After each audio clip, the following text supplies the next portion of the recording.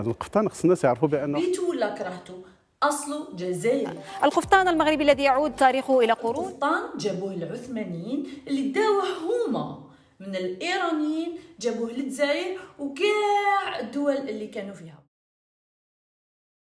هذا اللباس التقليدي الذي يعتبر رمزا للثقافة والتراث المغربي. صح، كانوا يلبسوه الرجال، احنا الجزائريين اللي قلبناه لبس نساء. لمهارة الصناع المغاربة التقليديين، مصممين أصحاب يعني خيال واسع في الإبداع لمسايرة مع الحفاظ على جوهر القفطان هذاك اللي اعترفتوا به واللي اعترفت به منظمة الإيسيسكو اللي المقر ديالها الرباط، ما عندها حتى قيمة هذه المنظمة. الأصل هي منظمة اليونسكو.